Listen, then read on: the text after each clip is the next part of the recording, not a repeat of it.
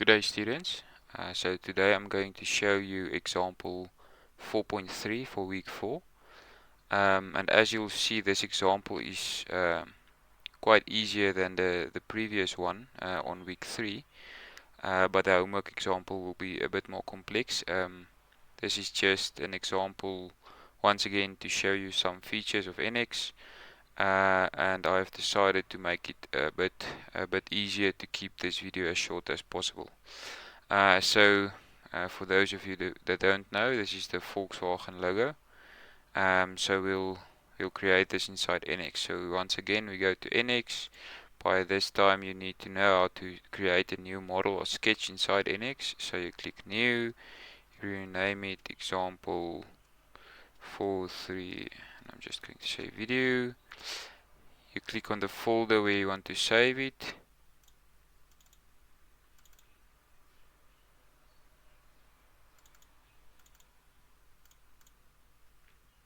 And you click OK, and that will create the example for you, or the model environment. Open the model environment. So we're going to create a sketch on the front plane again, as always, and we're going to start in the middle. So we're going to start here.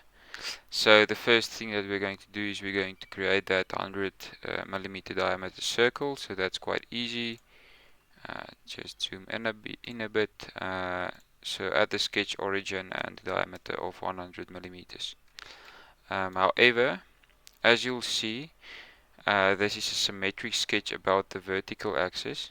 So rather than creating the entire sketch by ourselves, we're going to create the left side and then just mirror it to the right side. So for that, you don't create the entire circle, you'll only create an arc representing the one half. So it has a radius of 50. Just remember to select arc by center, so the center point is the sketch origin. Our radius is 50 and our sweep angle is 180 degrees. And once you click left mouse, it will create that circle. And the second one, if you look at it, it's 41.5 radius. So once again, we start at the sketch origin. We create a 41.5 and it's again a sweep angle of 180 degrees. And then you just click. For some other reason it took it to the right side now, so I'll just recreate that. It's 41.5 and a sweep angle of 180 degrees, and then you click. So it's important to notice now that the sketch needs 4 constraints. Now what is this constraints?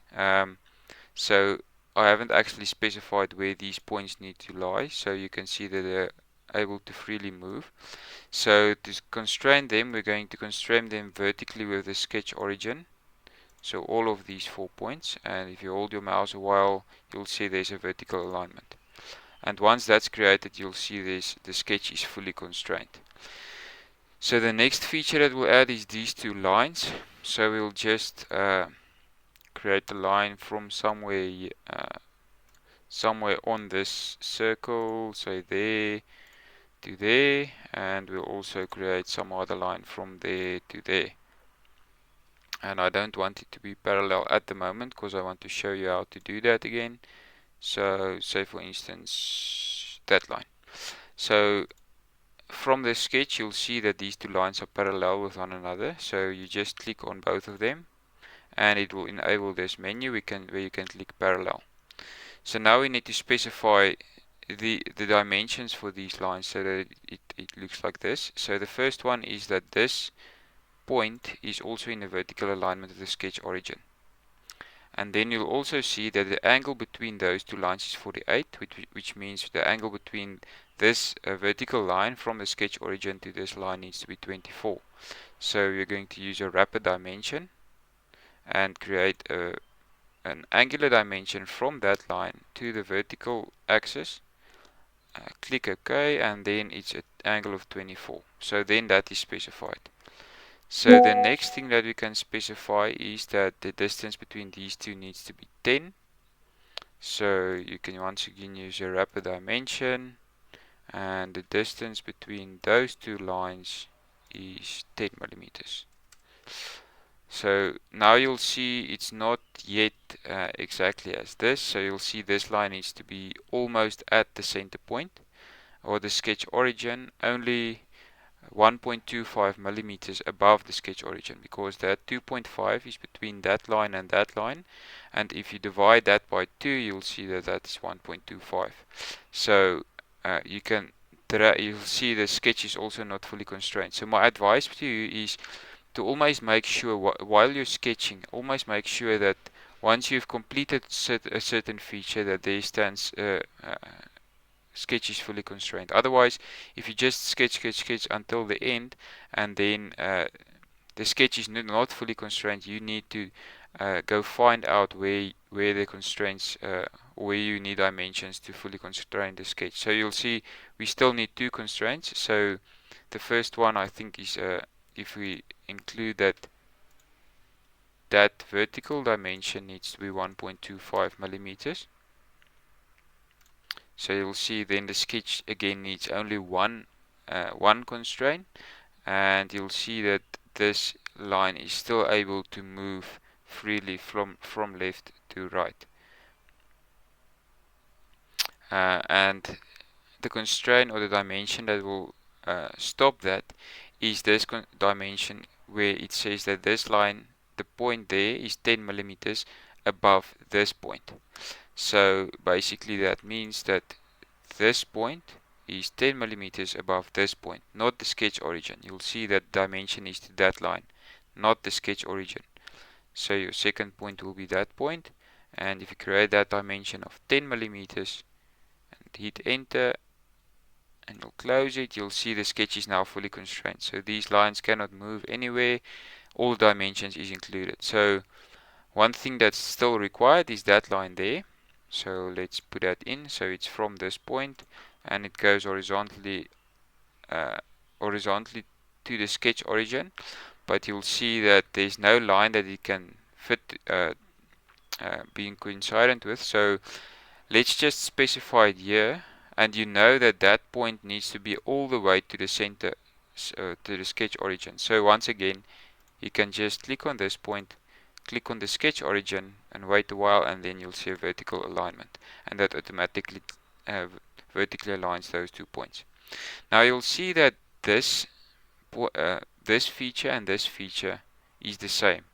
So rather than sketching that feature again, we will use the mirror feature.